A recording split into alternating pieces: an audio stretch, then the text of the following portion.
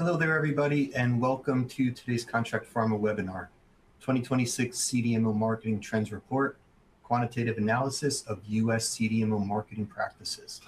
I'm Tim Wright, editor here at Contract Pharma, and the sponsor of today's session is Altitude Marketing. Altitude's a full-service integrated marketing agency specializing in the life sciences with experience supporting CDMOs, CROs, biotechs, and technology providers across every stage of development and commercialization. Their team works closely with life sciences organizations to translate complex capabilities into clear, data-driven market strategies. And they're also the authors of the 2026 CDMO Marketing Trends Report, which serves as the foundation for today's discussion. You can learn more about Altitude by clicking their logo on your screen at any time during today's broadcast. And we have two speakers joining us today. First is Adam Smartschan, Partner and Chief Strategy Officer at Altitude Marketing. Adam has more than 15 years experience developing and executing commercial strategies for life science organizations.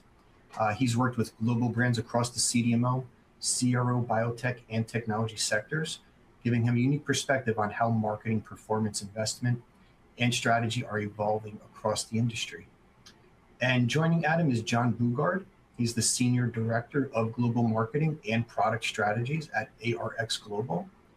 John brings more than a decade of international experience driving growth for innovative drug delivery technologies across Europe, Asia, and the US. And in his current role, he leads market expansion initiatives and brings a practical in-house CDMO perspective to today's talk. And during today's session, both Adam and John are going to walk us through key findings from the 2026 CDMO Marketing Trends Report, which captures insights from nearly 150 CDMO marketing leaders across the US. They're going to explore how marketing budgets and team structures are changing, which channels are generating the most qualified leads, where AI is delivering real efficiency gains, and how external pressures like economic uncertainty and regulatory shifts are influencing marketing performance heading into 2026. We will be accepting questions throughout the presentation, and you can submit those at any time using the question box on your screen. And following the presentation, we'll transition into a Q&A and address as many questions as time allows. And to enhance your viewing experience, you can customize your screen layout by dragging and resizing the windows. Closed captioning is available by clicking the CC button in your media player, and you're also welcome to use the reaction emojis to engage with the speakers.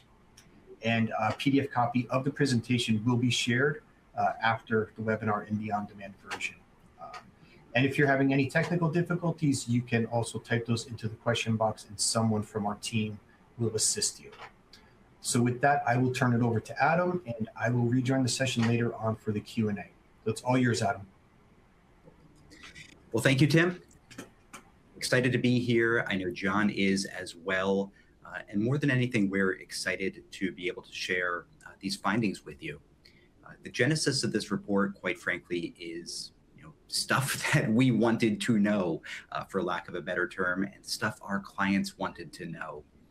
And we figured the best way to do that in a space where we really hadn't had those answers before was to go out and ask. So who did we ask?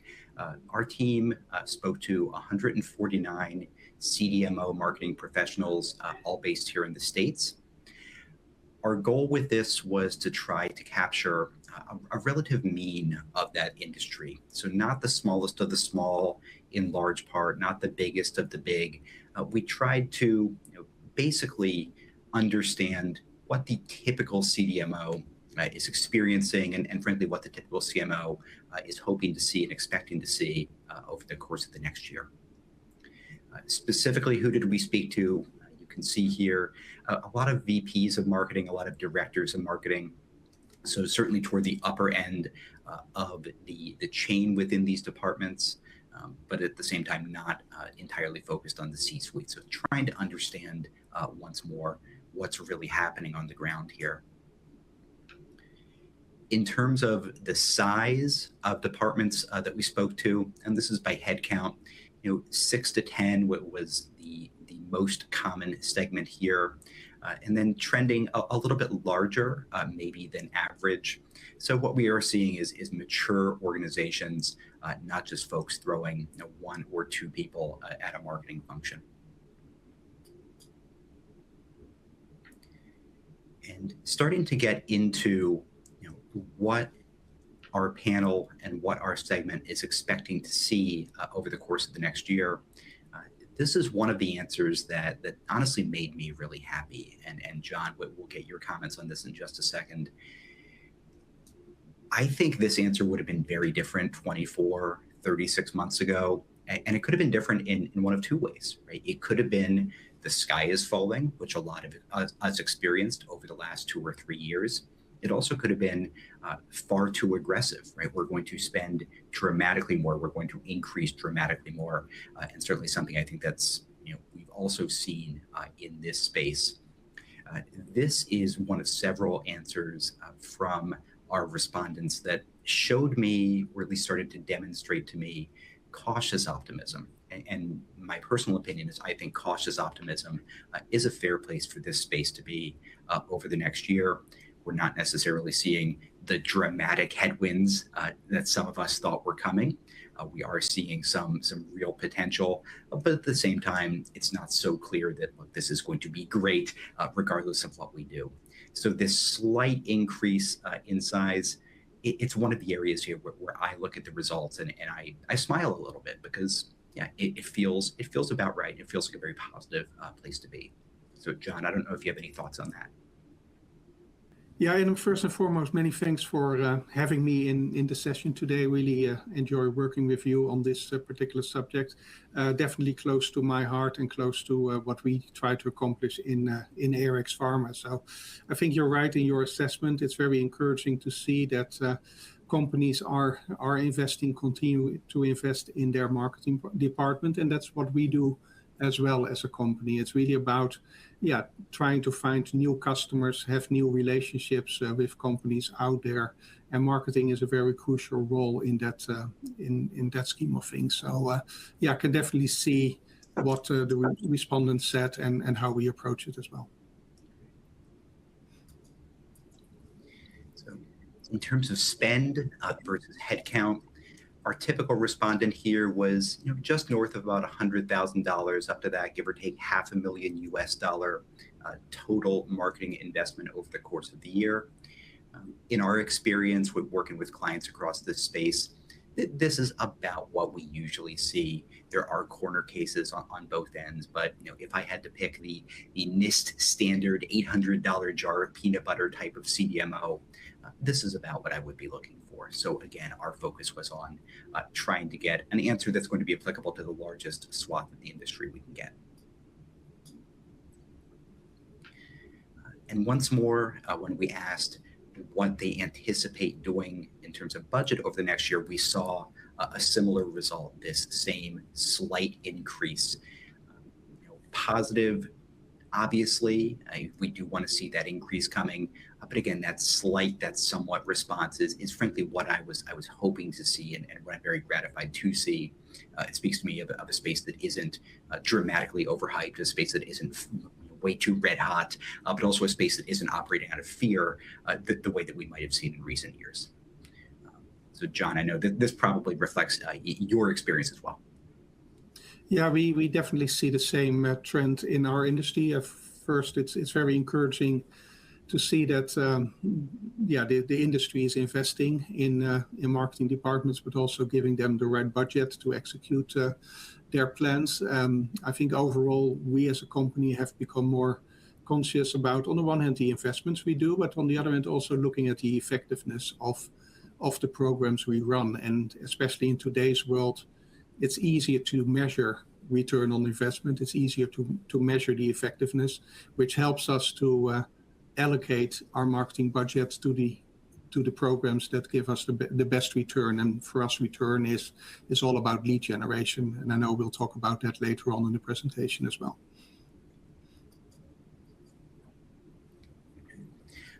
Similar to the other responses in terms of growth, a slight increase in outsourced relationships. I mean, I come from the agency side of the coin. I'm not unhappy to see this. But again, as we look to level set some of the responses we see later, that same trend of cautious optimism comes out here. It's growth. We are seeing a path forward, but we aren't necessarily just throwing money at the problem the way several years in the past we might have done. We also aren't operating, again, out of fear the way we might have done in the more recent past. So getting into operational functions and getting into what is actually happening within these departments, we see that last year, organic search and AI search were the largest drivers of leads. Now, not surprising necessarily, but to me, this does speak to really an interesting inflection point that we're at. There's been a lot of talk ever since ChatGPT especially rolled onto the scene that organic search and Google were dead or dying. The reality is we saw folks seeing Google as a key source, but also starting slowly to transition into that AI search end of things. Now, they are very much similar in how they operate. They're very much similar in terms of what we need to do to rank in them, to be cited in them. The measurements, however, are different. The tasks are slightly different.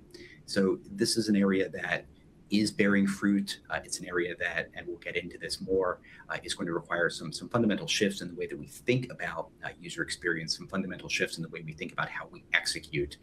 But clearly, this content-led growth of people finding us through digital channels is key. One other thing that stuck out to me in this, and John, I know this was big for you as well, was the relatively small share of trade shows and events and conferences.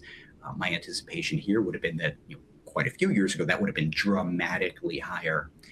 It's a pretty small slice here. That said, it is still a meaningful slice. I think the question that a lot of marketers are going to have to ask themselves and answer over the course of the next year is whether this relatively small slice is worth the investment that trade shows, events, and conferences bring with them. So, John, I know this is all stuff that we talk about on a regular basis. I'd love to hear your take. Yeah, it's an interesting phenomenon. It doesn't tell us that trade shows are dead. I think they're still important in the scheme of things, but there's definitely a shift in balance here. And I think the sort of underlining element here is that our target audience, the people inside companies we want to talk to, they are changing their behavior in terms of information needs. Additional layer is, of course, is that audience is getting younger and have different ways to acquire information. And the traditional way is to go to a trade show and collect that information. In today's world, that has changed dramatically. And I think your numbers, Adam, underline the essence of that, which automatically means that we need to drive different type of content in order to be attractive to that audience and find other ways to build up this element of trust and reliability as a company. And I think that's, for us, it's a great way to look into that. Personally, I see it as an opportunity. In all fairness, trade shows are relatively expensive. And it's great now to rethink the model and think about how can we use those marketing dollars, those marketing budgets in other ways that, according to this overview, definitely turn out to be more effective. So for me, it's actually a great opportunity to rethink our model and rethink our approach and see how the quality of our marketing work as well as the effectiveness can be improved. So looking ahead at where investment is going to go, I think we see some of, John, what you spoke to there borne out. It is clearly some caution, or I should say that there represents clearly some caution around that trade show investment. The amount that we have to spend to get what is a relatively small slice of the pie. That said, it's not a zero slice of the pie. It's a very difficult question to answer. On the trust side and the credibility side, what we saw was a lot of respondents speaking to, again, organic search, AI search, and content production.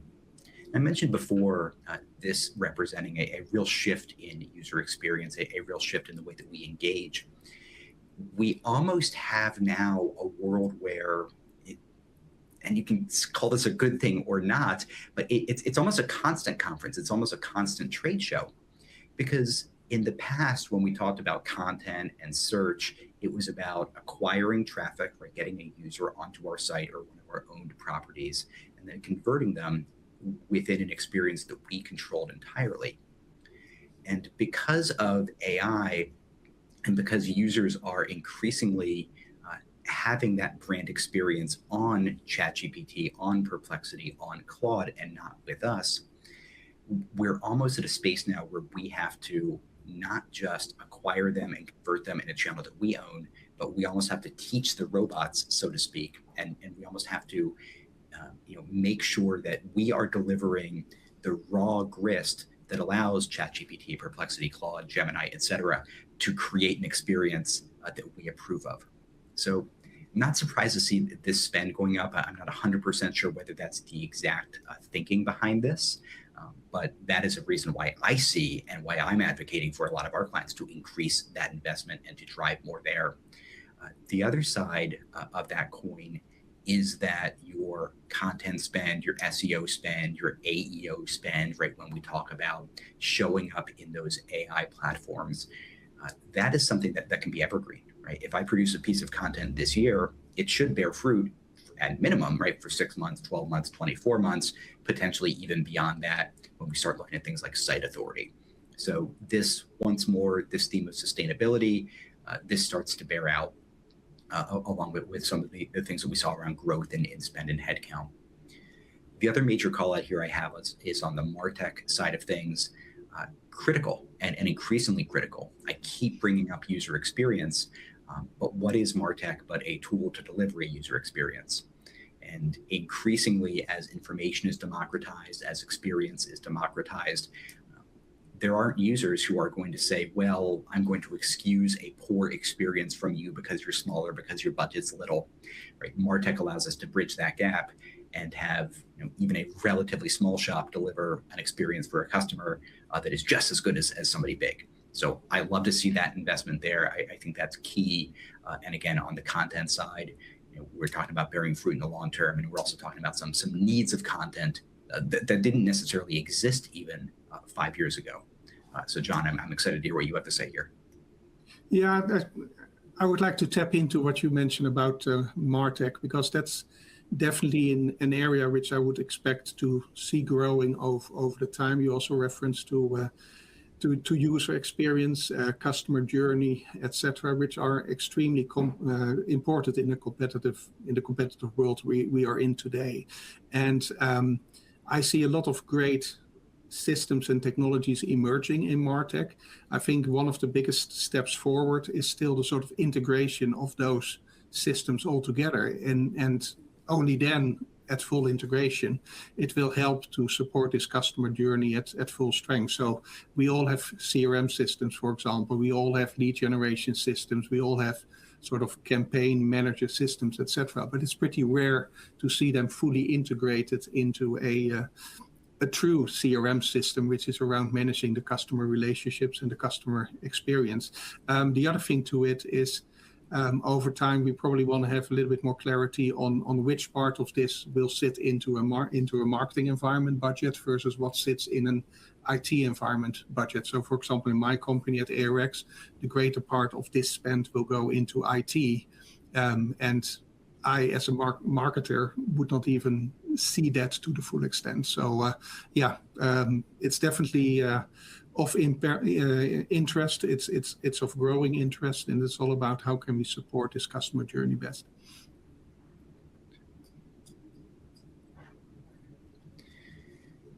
So when we look at what brands and marketing teams are trying to accomplish here in 2026, I don't think anyone on this call is surprised by number one. Our lifeblood is lead generation. At the end of the day, if we're not feeding the sales team leads, the small picture is that we're going to be out of a job. The big picture is that that company has issues here. So obviously, that's what we're looking to do. But how are we looking to do that? This awareness and trust and credibility very much, I believe, goes back to what we saw with AI search and what we saw with organic search. Users now can experience our brand very deeply before they talk to us, frankly, before they even visit our websites. Right? They are effectively asking agents, right? And I'm being very careful with that word, and I'm frankly misusing that word right now, but they're asking agents to tell them about us and give them options and make a recommendation. Back in the day, Google would effectively point you to a site that matched your needs. It did a very good job of it. Now we're going to ChatGPT, Perplexity, Claude, et cetera, and saying, hey, what fits this? So a much more, in many cases, detailed query, certainly a much more detailed answer, and being able to deliver, again, our brand at all, right, within that to be cited and to show, even when someone else and a non-human, frankly, is telling the story, that we are trustworthy, that we are credible. That is so key as this all shifts. Lead quality, I was a little surprised to see how relatively low that is, but I think those two work hand in hand, because brands that are doing a good job of telling their story are, I believe, attracting higher quality and better fit leads. The reason being, if I can convince a ChatGPT, right, or I can convince a Claude of who we are exactly, and I'm honest about it, the person who finds us and converts through that platform is probably very likely to be a good fit for us. So lower than I would have thought, certainly in the past, but again, I believe that it all follows this same relative script. What do you think there, John?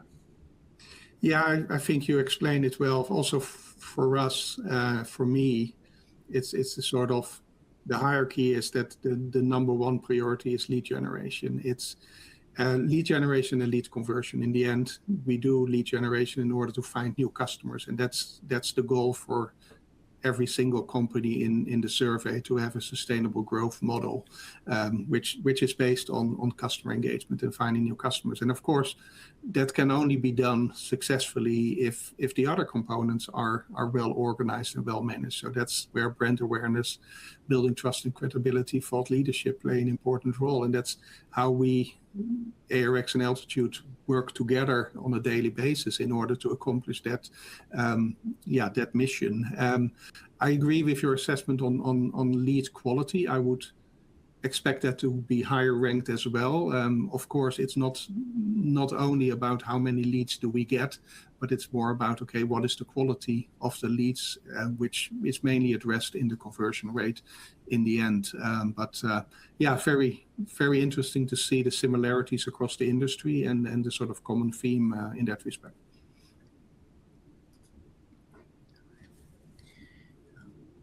So given the climate last year, we did ask a few questions about the impact of changes at the federal level.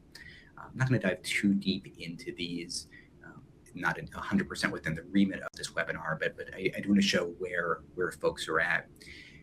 From a funding cut perspective, and I will say that this data was gathered in November, we didn't necessarily see a dramatic drop-off in terms of raw profitability from the CDMO end. As a matter of fact, a lot of them said that this is positive. Why is that? There's any number of different reasons why that could be. I think the other side of that coin, though, is contract size. That did dip a little bit. That's the one area here where we went into the negative. So you can see potentially an area where there's just less overall spend, but potentially more targeted spend with the CDMO for a smaller but maybe better fit type of project. Now, on a similar note here is the tariff piece. Profitability, again, we saw a relative positive impact from that. We didn't necessarily see any drops in things like marketing budget. And close rate, frankly, went up a little bit here. I will again remind this was a November type of time frame for U.S.-based CDMOs. Now, I know that one potential piece of the tariff puzzle is onshoring. John, I know that's something that ARx has experienced, at least from a prospect standpoint. Yeah, so it's correct. And basically related to this, but also your previous subject, it's interesting to see how marketers respond on change, because this is change, and there are things happening in the greater marketplace, whether it's in the funding change by the government, whether it's a tariff. But we as marketers always look for an opportunity. And in this case, there are opportunities because in terms of tariffs, we get more inquiries, more leads from overseas companies that are interested in establishing a US manufacturing footprint, i.e. a company like ourselves that can manufacture the product for them in the US. And it's clear that that's a growing need. And we actually, coming back to, for example, budgets and effectiveness, we have redirected parts of our budgets towards that theme to make sure that we get the right messaging in place in order to be attractive to those type of companies. Because, the change is there. There's a difference in demand. Let's not be ignorant about it, but think about, okay, what can we do to benefit from it and see it as an opportunity. And once again, that's being materialized. Of course, there are other implications which are more supply chain related, raw materials, etc., which we need to work through there. But also there, we see it as an opportunity for growth rather than a threat for a decline. And that's how we are wired. And it's great to see that the greater part of the industry has a similar mindset. I always love to hear that the sky isn't falling. Correct. Yeah. So I've been a bit of a broken record on the AI side here, but I will be honest, just about every conversation I've had in the last 3 years has been to some degree about AI. And this is a number that at first surprised me a little before I thought about it and before I had some experiences in December. I work with a group called SAMPS. We serve sales and marketing professionals in science. And we've had a number of our annual conferences now over the last 3 years focus on AI. 3 years ago, we met in Boston, and the real tone in the room was skepticism, right? No one quite accepted it, right? No one quite trusted anything about, quote, AI, unquote. We also didn't really have a good idea as that group where we wanted to go with this, what this could actually do. And this number would have looked very different. It was either weekly users or a lot of nil users with a small smattering of power users who were in there every day. We'll flash forward a couple of years. This number here from the CDMO space reflects what I saw at that conference in December, which is almost everybody, even folks who I never would have thought would adopt anything in anything like a fast fashion, were in there every day, and they had found their own use cases and their own ways of getting in and engaging with these platforms. Now, is everybody all in, right? They are doing the LinkedIn style, right, posts about how their entire workflow is AI now and they just drink coffee all day. Well, no, right? They're using it in smart ways, and we'll get into that data here in a second. But this, again, to me, reflects very much a slow and steady growth and a mainstreaming of these technologies. And where is that? Again, I was happy to see this in a lot of ways. A few years ago, right, to go back to that 2022, 2023 timeframe, a lot of us assumed that this would be a content generation machine, right? That we'd be able to put a prompt in and get something out on the other side that works just as well as a human. And the reality is that's not the case, right? We can use it as part of our content creation workflows, but it can't be the whole thing. It's not necessarily going to build trust. It's not necessarily going to build credibility. It's going to help us take some of the worst parts of a content workflow and make them easier. What's it phenomenal for, though, right, is data analysis, information finding, repurposing content. At Altitude, we call these repetitive, structured, data-driven tasks, and AI is phenomenal at delivering human-like output in response to repetitive, structured, data-driven tasks. And frankly, it's a whole lot faster than us at some things, like in particular data analysis. And John, I know this is a place where you are heavy users at ARx. Yeah, for sure. For me, data gathering, data analysis, data mining, it's a great tool in order to provide insights in relatively complex sets of data. And what you mentioned, talk about repetitive tasks, it's something, to be honest, none of us really likes to do. So if we can sort of outsource that to an AI bot, great, because it gives us more time to spend on the fun part of our job, which is the creative side, which is the messaging. This is the thinking about, okay, how can we build trust and reliability towards our customers? And to be honest, that's that makes me feel excited, because that's what my team likes to do. And it enables us to spend more time on that. And guess what? By the nature of doing so, we'll get better at it, and we'll be more successful.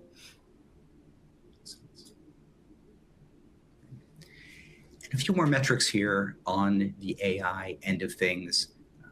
Our respondents were saying they're saving, call this what it is, about a day every week by using AI. And I can see where that's real. My personal use case, the biggest one for these platforms is obviously data mining, but also Excel, right? So much of what we do happens in Excel, so much of what we do happens in Google Sheets, and so much of that is formula-based. What this has allowed someone in my seat to do is think much more about high-level architecture, to think about goals and outcomes, rather than sitting and just writing formulas all day. I'm able to effectively outsource that work and plug it in, either copying and pasting or via Copilot, dramatically faster. And what it does is it unlocks a whole lot of ways to look at things that I wouldn't necessarily have had before. So a day a week, I think that's a deal all of us will take, especially for the still relatively low costs of these platforms. And the last tranche of questions we asked was about agencies and outsourcing. Between 11 and 25% on average of these budgets are going to agency relationships. You can see there are a few spending well more than 50% of their total marketing budgets on agencies. In our experience, that's relatively low, and this number roughly reflects that. This 11 to 25, maybe 26 to 50, that's roughly the sweet spot, right? Because the agency relationships, and Tim will get into this here in just a second with some of the questions I see coming in, are strongest when we're able to create something that's symbiotic, right? The last thing we as an agency want to do, and the last thing we can do for long-term success, is hoover up all the budget for ourselves. It doesn't make any sense for anybody. We need a strong internal team, regardless of how big it is, and regardless of what the title is. We need enough money to execute on the media budget, on the MarTech budget, whatever that is, and then enough money to fund agency efforts. So from our side of the screen, from my side of the screen, these numbers make a lot of sense. And then why, at a big picture, and we have small picture coming up in the next slide, are folks looking for agencies? It's expertise, right? At the end of the day, it doesn't mean we know more than the PhDs. We don't know more than the PhDs. Do we know more than the operations professionals at a CDMO? Of course not necessarily, but what we do bring to the table as an agency is a whole lot of different skill sets, doing a whole lot of different things. And this is where folks like Altitude, obviously I'm going to be pretty pro Altitude, and other great agencies in the space are able to deliver real value. And John, I know this is something that we talk about all the time. Yeah, so for me, this is all about expertise, and you already started to talk about that. So our decision to work with a partner like Altitude Marketing is because, yeah, you guys have full expertise in-house, subject matter experts in the different fields. So that's an important aspect, and it's virtually impossible for a company like ourselves, but probably any other company, to build that expertise in-house. The other thing to it is that Altitude, with your approach to the market, you will always be front end towards new technologies and new marketing techniques. And also there, since you have the subject matter experts in the house, they work towards these new technologies and will be able to learn much faster than we could do ourselves. So having the right balance between the two, leaning on the expertise at Altitude Marketing versus probably our content knowledge, because that's the thing that we bring to the party, and our customer knowledge and our customer intimacy, the two together turn out to be a very powerful combination in my mind. And fortunately for the industry, I think that's true of a lot of very good agencies. Again, Tim, this is something that we'll get into here in the questions.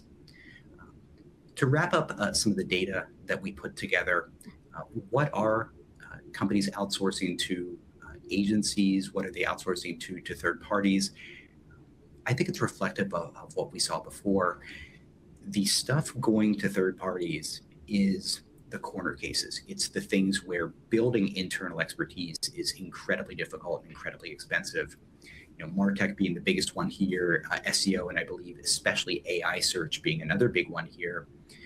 These are areas where you don't learn this in your day-to-day if you have a day job, right?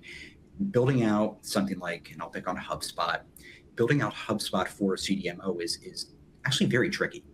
There's a lot of different things that have to be done outside of the box. A vanilla HubSpot setup really isn't going to do very much for a CDMO. There's some real careful things we have to do in regard to relationships, and real careful things we have to do often in regard to things like custom objects. So bringing that in from the outside, it makes a whole lot of sense.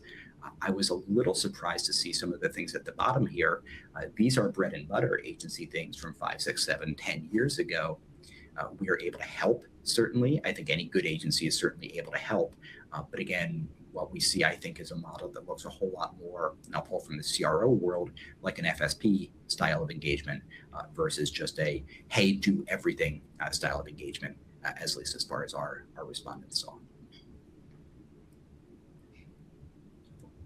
Right. So from a data perspective, from a reaction perspective, that is where we're at here. Tim, I know you are champing at the bit to get into some of these questions, so I will pause and let you go. Sure. Yeah. Thank you so much, Adam and John. That was a really, really insightful presentation, particularly with the insight into how AI is obviously impacting, all of our jobs. I mean, from my perspective here in my chair as editor of Contract Pharma, working, with both agencies and CDMOs, it's the pace with which content is coming my way is just increased dramatically, as it's picking up speed and helping, the agency side and the CDMO side. I'm having to filter out much more content. The pace with which I'm receiving the content is just through the roof. So I have to start using AI now myself to sort of, maximize or make my, job more efficient. So it's affecting everybody in a lot of good ways. All right, so we do have time to answer some questions. So if you did have a question for Adam or John and haven't gotten it in, now's the time you want to go ahead and type it into that question box there on your screen. And while we wait for some of these questions to come in, I'm curious, Adam, you revealed a lot of different insights in the report, but if you had to cherry pick sort of what you would say is the most surprising insight from the data, what would you say it was? My visceral reaction here is around the AI side and the use side. To see a number of daily users that high, I believe it was well over 2/3, in a space that is as traditionally conservative as this, was not shocking necessarily. I think anyone who's gotten to know these tools and these workflows is pretty well bought in. But boy, I wouldn't have necessarily predicted that 2 years ago. I would have said there are going to be quite a few Luddites holding out here saying this is absolutely not for me because I just can't trust it. That number to me says, people have been smart and savvy in the way that they've been able to work these tools into their workflows. They're not just saying, here's an entire thing that I do, outsource it entirely by plugging in a prompt. I think it's a whole lot more like, here's an entire thing I do that's actually 8 little things. And you know what, 3 of them I really don't want to do, or because I'm a human, I'm really bad at doing. So let's have those go over there. And let's let me, to John's point, focus on the 5 that either I want to do or I'm good at doing it. Right. And do you see this aligning with what you're seeing in the broader life sciences space, or are you seeing CDMO marketing evolving differently, or are they kind of similar to other spaces that you're involved with? I think it's probably, if I had to put a number on it, a little more aggressive in terms of adoption than the broader space. The broader space, there are maybe more extremely technical aspects to the work being done. Now, we saw some responses to this just this week, a couple weeks ago now at JPM. We saw NVIDIA roll out with IQVIA some new tools on the development side of things. So I think that the broader space is a little bit kind of waiting for that. They're waiting for proof in the way scientists rightfully wait for proof. Where at a CDMO, right? It's CDMO. That M is important. We have to fill manufacturing lines, so we're able to be a little bit more forceful, a little bit more aggressive in the types of content we put out. It isn't as raw scientific as some of the rest of the space. Right. Okay. So to you again, Adam, you mentioned, that marketing budgets are growing. And this attendee would like to know, where do you think CDMO should be focusing spending to get, real ROI, and maybe where should they be cautious? Absolutely. The focus side of the coin here is look at things that are going to deliver long-term value. That is good content. That's a brand that is honest and trustworthy. That's part of the beauty of these AI platforms and part of the beauty of Google search, the way it works now. There's so many fewer tricks we can deploy. Right? We kind of have to be able to prove everything that we say. Well, that's great for the types of clients we work with, because for the most part, they are actually very good organizations, and they are deeply experienced in what they do. We don't have to tell lies for our client base. Now, anyone who's having to lie, who's having to be hyperbolic, who's having to try to inject anything other than trust and credibility into the ecosystem here, they're losing, right? So being able to build these brands based on who you actually are, who you actually serve, and really tune it to your ICP is incredibly important. Now, is it as a quick turn in terms of I ran some ads, I got some stuff? The answer is no, but you can build things in such a way that you're going to see dividends for months and years after the fact. The caution is on the advertising side. It's very easy to listen to the walled garden advertising networks, your LinkedIn's, your Google's, when they say that we can deliver exactly to the type of audience you want to deliver to. There is effectiveness there, certainly, but what our team has found is we have to inject a lot more of our own first-party data. We have to inject a lot more of our own signals to be able to reach the audience that we want to reach. Because if we use those networks in a vanilla way, they're going to say, yes, I can get to a CDMO, but really what they're doing is it's like a biotech research audience. It's so broad that your spend is frankly really tuned for some waste there. So when you're investing in those ads, you have to make sure you're doing it in a sophisticated way, and you have to make sure, again, bringing to the party data that might not be available off the shelf, and then certainly not cheap off the shelf. Right. Okay. Thank you. All right, John, over to you. With organic and AI-driven channels outperforming traditional tactics for lead quality, as was revealed in the report, this attendee would like to know maybe if you could reveal or talk a little bit about how should CDMOs maybe rebalance their channel mix in terms of investment. Yeah, that's an interesting question, and thanks for asking. And maybe also going back a little bit on the previous question. So, what I see first and foremost is that the CMDO world has become more competitive, and as a CMDO ourselves, we need to be more specific in terms of differentiating ourselves. We probably in the past had a more reactive approach towards customer engagement. We now need to really proactive and position ourselves well in the market. And the choice of channel and the channel mix is a fundamental part of that. And it's clear that we see a paradigm shift in terms of channel mix. It's really moving away from traditional channels, which were the trade shows, printed media, etc., towards the digital side of things. And it's not only something we see ourselves, but I think the whole research is very clear on that statement, that the greater part of this industry is moving towards organic, digital, and AI-driven channels. And for me, this is all reflecting the way our audience, our customers, the people working inside our customers are gathering information and what their information needs are, and how that has changed over the past few years. And of course, technology is driving that change very rapidly. And as a result, companies like ourselves, but also other companies in the industry, are reallocating their marketing budgets towards these new channels. And what I like about that, to be honest, is that these new channels make it much easier to measure success. If you go back into the day, you organize a trade show, you have leads coming through, etc. But it's all very manual, and it takes a lot of time to understand how effective was my trade show.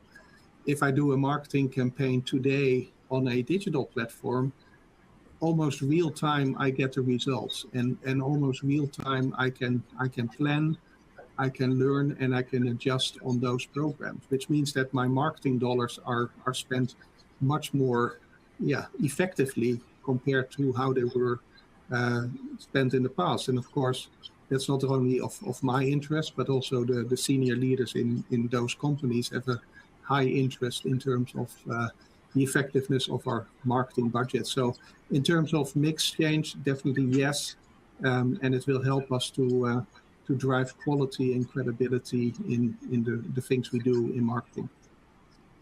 Right.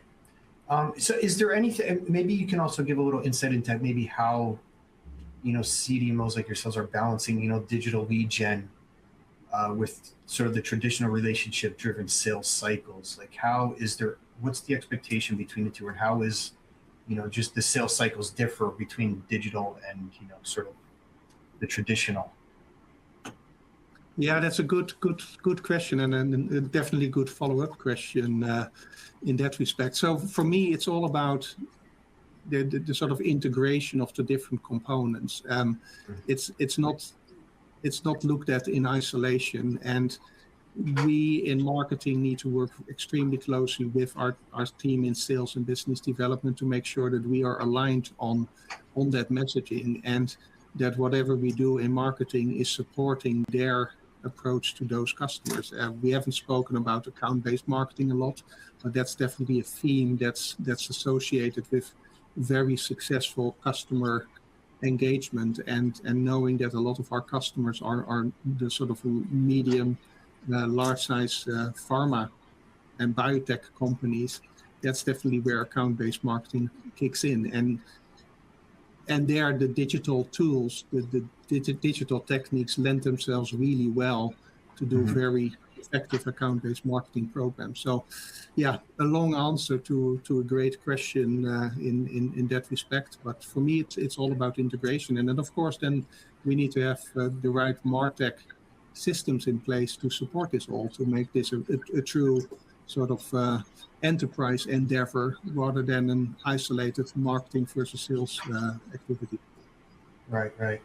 Did you want to add anything, Adam? Or no, and I think that's a really good way to look at it. And when we talk about the type of data I mentioned, bringing the party on the advertising side, when we talk about that trust and credibility, that is for all intents and purposes account-based marketing. Right? At the end of the day, what are we trying to do with ABM? We're trying to identify specific companies who are good fits for us, and we're trying to put out there content, we're trying to put out there experiences that fit them specifically. All of that is made so much easier if the brand is strong, if it's trustworthy, if it's credible, and if we have the back-end systems to be able to deliver that experience. So ABM, at the end of the day, it's not magic, right? It's just synthesis of everything else we do with a little bit of targeting on top of it. Okay, great, thank you. All right, John, another one here for you. This attendee would like to know if you could talk a little bit about how AI is actually changing day-to-day CDMO marketing, where, and maybe highlight where human judgment is still, vital and critical. Yeah, that's an important question, and it's something that's being discussed on a daily basis, I guess, in our team as well as in many other marketing teams. So, yeah, we've already spoken about the benefits of AI, especially in data analysis, market insights, customer insights. So we use that a lot in terms of gathering market insights and customer insights, which will help us in terms of defining things like value proposition, messaging, etc. But for us, it's still critical to, as the sort of human interface, to own the messaging. We see that, especially we as a family-owned company, in order to build trust and credibility, we need to be authentic. And we think that human interfaces like ourselves in writing those messaging and value proposition is still extremely important.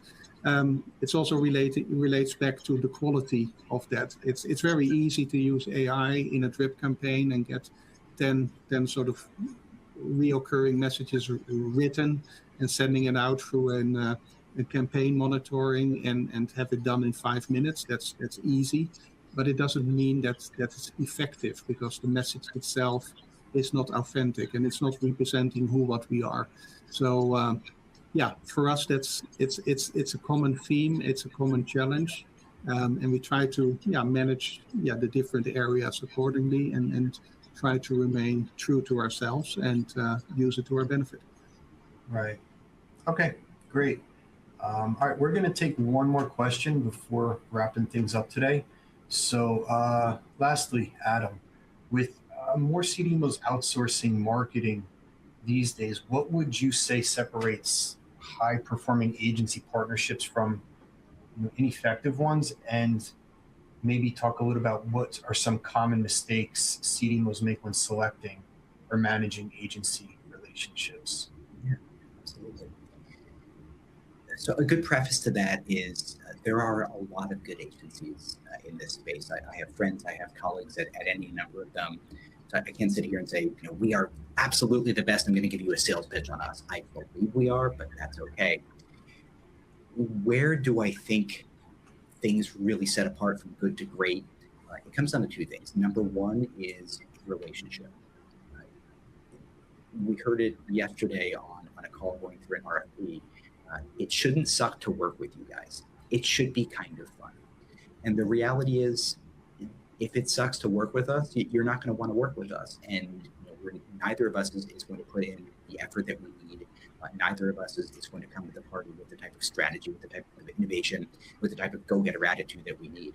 So finding that fit from a relationship perspective, knowing the people on the other side of the table, on the other side of the screen, and understanding each other, just like any other relationship, is so important. It can't be purely transactional. And on that same line with transactional, it has to be both sides really understanding the other. And I think the onus here is very much on the agency to understand not just the technology, not just the industry, but very much the business itself of the client. You should be working with agencies who, frankly, can give your elevator pitch just about as well as you can. And we take a lot of pride in that here at Altitude. And again, I know a lot of other agencies do as well. Mm-hmm. If we are called to a trade show and we have to be there for whatever reason, and we're in the booth and someone walks up and asks a question, until it gets really technical, I should be able to give the 30,000 to 15,000 to 10,000 foot view of someone like ARx. Because at the end of the day, we have to be operating as the agency as really a part of that team. And that relationship has to be reflective of that, right? We have to be close, we have to be able to joke, and we have to be able, frankly, to have conversations with each other, not just us coming and saying, hey, this number is up and this number is down, and you should give us this much more money. It needs to be deeper than that. Right. Okay, great. All right, thank you. That's going to be all the time we have for questions today, everybody. If we didn't get to your question, Adam and John have your contact information, and they will follow up with you directly shortly after today's broadcast. So big thanks again to both you, Adam and John, for sharing your insights and walking us through key findings from the report. Thank you again to Altitude for the sponsorship of today's webinar and for producing the research that informed today's discussion.